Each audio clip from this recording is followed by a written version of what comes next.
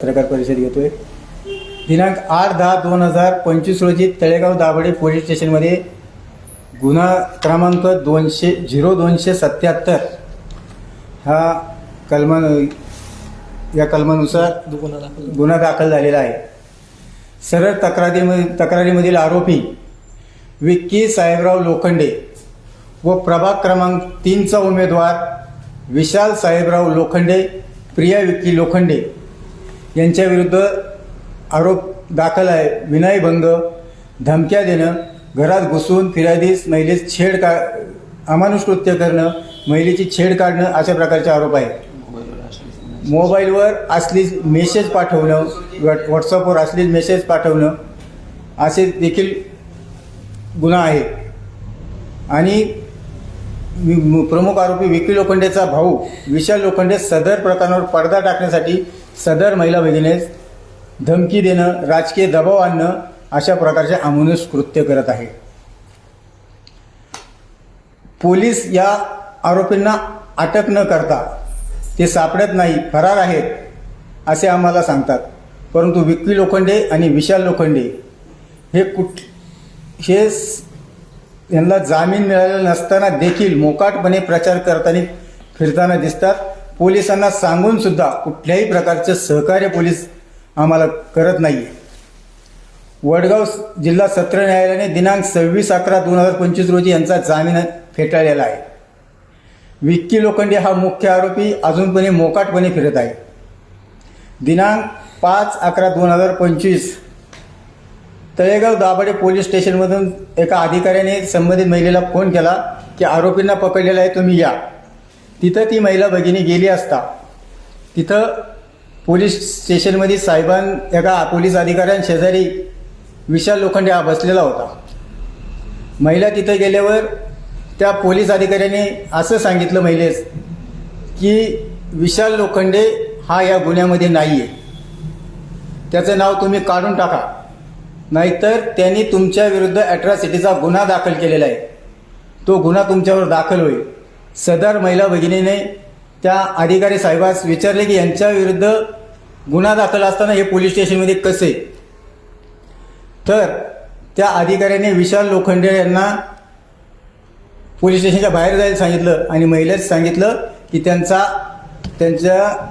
जामीन मंजूर झालेला आहे, तुम्ही तुमच्यावर तो ॲट्रॉसिटीचा गुन्हा दाखल करतोय, तुम्ही ही केस इथंच मिटवून घ्या, अन्यथा तुम्हाला महागात जाईल। आणि महिलेस तिथं बसून ठेवलं। थोड्या वेळाने महिला बाहेर निघून गेली। नंतर त्या अधिकाऱ्याने त्या महिला भगिनीस फोन केला की तुम्ही मला न सांगता या ठिकाणाहून निघून का गेलास? तुम्हाला पळून जायचं तर पळून जा, कुठपर्यंत पळून जाणार? तुमच्यावर हा गुन्हा दाखल होणारच आहे, ॲट्रॉसिटीचा गुन्हा दाखल होणारच आहे। तुम्ही मला शहाणपणा शिकवू नका, माझा इगो हार्ड करू नका, मी सांगतो ते ऐका, त्यातच तुमचा फायदा आहे, अन्यथा तुमच्यावर ॲट्रॉसिटीचा गुन्हा दाखल होईल व विशाल लोखंडेला काही होणार नाही, त्याच्यावर कोणताही गुन्हा दाखल नाही असं पोलीस प्रशासन सदर महिलेला सांगत आहे। सदर महिला म्हणते की त्याला अटक करा, तरी पोलीस प्रशासन त्याला अटक करत नाही। महिलेने तिच्यासोबत झालेल्या अन्यायाबाबत कोणाकडे दाद मागायची हा मोठा प्रश्न निर्माण झालेला आहे। आता दिनांक 25/11/2025 रोजी सदर महिला DSP ऑफिस झोन 2 मध्ये गेली होती। तेथील अधिकाऱ्यांना सांगितलं की तळेगाव दाभाडेमध्ये माझा असा गुन्हा दाखल आहे। सदर अधिकाऱ्यांनी त्या महिलेस सांगितलं की तुम्ही संध्याकाळी 6 वाजता या, तोपर्यंत मी तळेगाव पोलीस स्टेशनवरूनच पूर्ण माहिती घेतो। महिला भगिनी संध्याकाळी 6 वाजता त्या ठिकाणी गेली। त्या ठिकाणी त्या अधिकारी साहेबांनी एक इंग्रजी पुस्तक काढलं व त्यातनं काही कलमं वाचून दाखवली। या कलमानुसार यांच्यावर गुन्हा दाखल होत नाही, त्यांना कुठल्याही प्रकारची अटक होऊ शकत नाही व त्यांचा टेबल जामीन त्यांच्या इथून आम्ही त्यांना प्रतिबंधक कारवाई करून त्यांच्याकडून लिहून घेतलं आहे आणि त्यांच्यावर आता पुढे कोणती कारवाई होत नाही।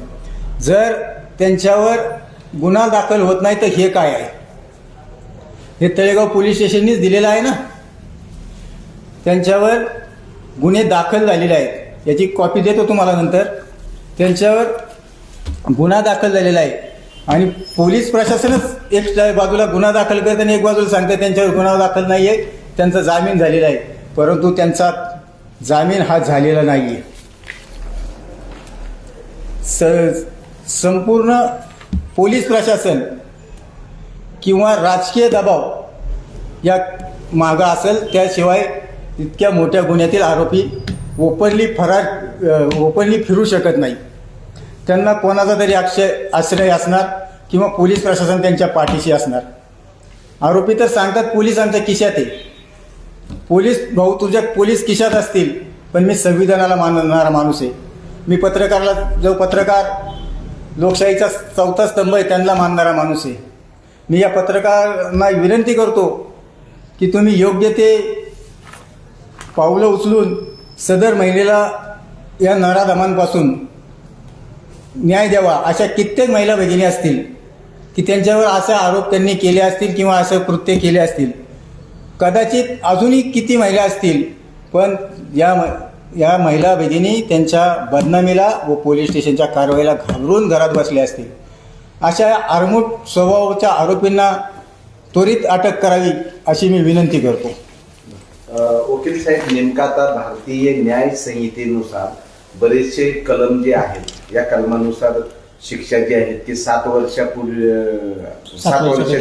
शिक्षा असेल तर आरोपी अटक आहे, आणि जर नसेल तर अटक करता येत नाही असं पोलिसांनी सांगितलं जातं. तर नेमकं काय आहे? सदर आरोपींवरती जे गुन्हे दाखल आहेत, सेक्शुअल हॅरेसमेंट, रस्त्यात अडवून अंगाला हात लावणे, छेडछाड करणे, वाईट मेसेज टाकणे, जे गुन्हे दाखल आहेत ते सर्व 7 वर्षाच्या पुढील शिक्षेचे आहेत.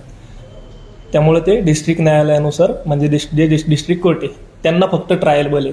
तसं असतं तर JMFC कोर्टाने ट्रायल केलं असतं, त्यांचं लगेच 2 दिवसात जामीन झाला असता. पण डिस्ट्रिक्ट कोर्ट तिथं जामीन फेटाळतंय. 1.5 महिना जामिनाचा जो अर्ज आहे डिस्ट्रिक्ट कोर्ट तिथं चालवतंय, आणि त्याच्यानंतरनं 1.5 महिन्यानंतर ऑर्डर करून तिथं कारणं लिहितंय. 4 पेजेसची ऑर्डर आहे, त्या पेजेसची ऑर्डर पण तुम्हाला मी प्रोव्हाइड करतो. त्याच्यामध्ये डिस्ट्रिक्ट कोर्टाने संपूर्ण जे काय झालेलं आहे ते सगळं त्यांचं घेतलेलं आहे, आणि शेवटी जामीन हा नामंजूर केला आहे. मग डिस्ट्रिक्ट कोर्ट याच्यामध्ये एवढी एकदम अव्वल भूमिका बजावतं. मग पोलीस प्रशासन का मार्ग घेते? पोलीस प्रशासनाला कसला दबाव आहे का?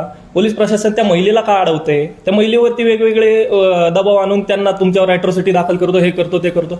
हा प्रकार कुठं चालू आहे? बरं ठीक आहे, पोलीस स्टेशनमध्ये समाधान मिळत नाही, महिला जाते DCP झोन 2 कडं, तिथं पण तिला सांगण्यात येते की ते जे गुन्हे दाखल आहेत तिथं आम्हाला अटक करता येत नाही.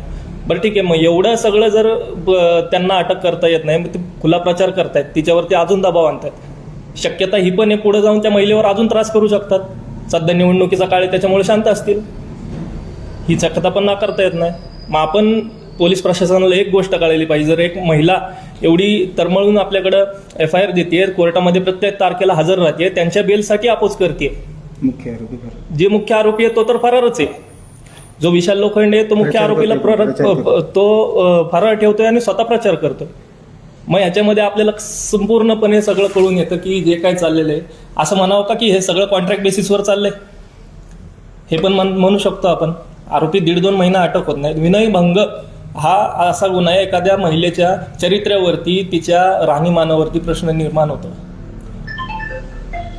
ही सगळी जर प्रोसिजर बघितली आपण, जे काय 1.5-2 महिना चाललेलं आहे, तर आपल्याला एक गोष्ट कळून जाते की संपूर्णपणे आरोपींना पाठीशी टाकण्यात येते. त्यांची काय सेटलमेंट असेल किंवा कुठला राजकीय दबाव असेल तो पण प्रश्न उपस्थित राहतो. लवकरात लवकर याच्यावर पोलिसांनी कारवाई करून सदर आरोपींना अटक करावी. आरोपी नंबर 1 जो मुख्य आरोपी आहे, ज्यांनी सर्व काही कृत्य केलेले आहे, त्याला लवकरात लवकर अटक करून न्यायालयासमोर हजर करावी. एवढेच आमची पोलिसांकडे मागणी आहे, आणि लवकरात लवकर त्या महिलेला न्याय मिळावा एवढीच मागणी. पिंपरी चिंचवड पोलीस आयुक्त विनय कुमार चौबे साहेब यांच्याकडे काय तुम्ही निवेदन दिलेलं आहे, अर्ज दिलेले आहे? त्या ठिकाणी भेटण्यासाठी ती महिला गेली होती, पण तेथील खालील पोलिसांनीच त्या महिलेला अडवून तुम्ही इथं नका येऊ, जे ऑफिसर झोनल 2 आहे ना तिथं पाठवलं. त्याचा प्रकार तुम्हाला अगोदरच सांगितलेला आहे. तिथं अगोदरच सगळी सेटिंग होती की यांना फिर्यादींना SP पर्यंत भेटून द्यायचं नाही. SP नाही, CP. हां, CP पर्यंत भेटून द्यायचं नाही. गरज पडली तर आपण CP साहेबांची पण भेट घेऊ, पण जर खालीच जर एवढा गोंधळ चालू असेल तर आम्ही कुठल्या तोंडाने वरती जाऊ? तिथले PSI, तिथले जे अधिकारी आहेत तेच अडवण्याचा प्रयत्न करतात, मग करणार काय? आणि असं नाही, अर्ज करण्याचा प्रयत्न केलेला असं नाही, 3-4 प्रकारचे अर्ज आम्ही तिथे पोहोचवलेले आहेत. वरिष्ठ पोलीस निरीक्षक कन्हैया थोरात साहेब आहेत, तुम्ही त्यांच्याकडे भेटलात का नाही त्याला? मी भेटलो होतो. हा, काय म्हणले? तुम्ही आता सांगितल्याप्रमाणे ते म्हणले 7 वर्षानंतर यांना सजा आहे आणि त्यांना जामीन झालेला आहे. मग जामिनाची प्रत तुम्ही नाही देत, लेखी मागितलं तर नाही देत, हा. जामीन फेटाळलेला आहे. बरं. यानंतर काय पाऊल उचलणार? योगेश, यानंतर जर सदर महिलेस योग्य ते न्याय मिळाला नाही तर मी पत्रकाराद्वारेच पोलीस प्रशासनात कळवतो की आम्हाला आमरण उपोषणाची परवानगी मिळावी.